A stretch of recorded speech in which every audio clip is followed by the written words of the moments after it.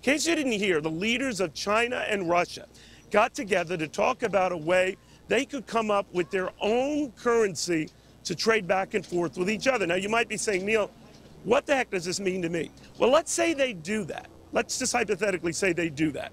Then all of a sudden, what happens to our dollar? Well, there's not a big demand for our dollar because they're two of the biggest dollar players and buyers on the planet, right?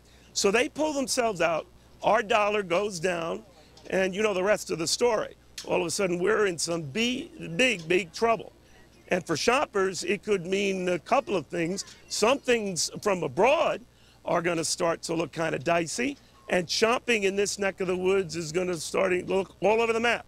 Peter Morisi joins us right now from the University of Maryland on the implications of two leaders getting together and what I guess, Peter, they're calling a bit of a cabal. What do you make of this?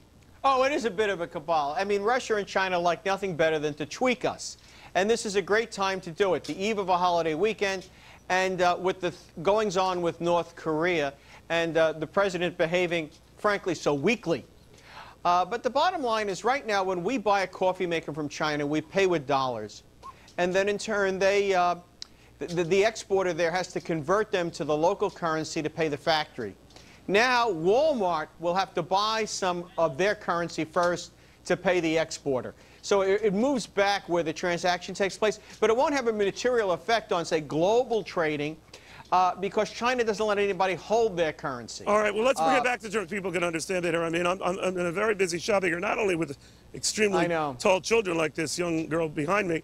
No, she's on her dad's shoulder, I hope, or either that. We're getting some tall kids here. But, you know, we're by the Gap and all these other stores here. For American shoppers, what would it mean if all of a sudden the dollar goes kablooey? You could be a mixed blessing, right? It would mean those products would be much more expensive.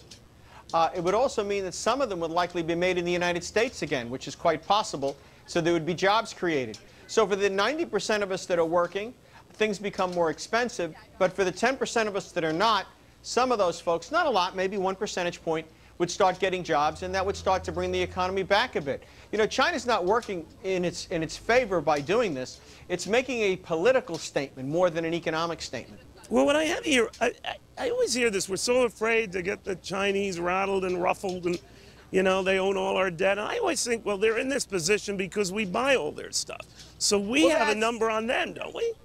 Absolutely. Suppose China decided to disrupt global markets by dumping our debt, and the dollar sank like a rock, and there was a lot of disturbance and disruption. We'd stop buying their stuff.